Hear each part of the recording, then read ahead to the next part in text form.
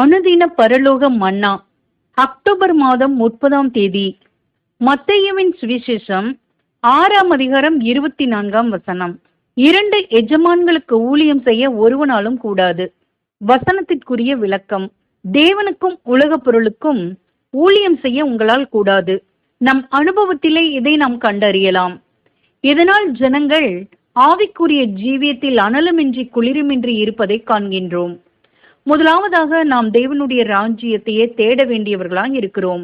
இது நம்முடைய முக்கிய நோக்கமாக இருந்து நம் முழு நேரத்தையும் சிந்தனையையும் பலனையும் கவனத்தையும் தேவனுக்கென்றே உபயோகப்படுத்த கவனமாய் இருக்க வேண்டும்.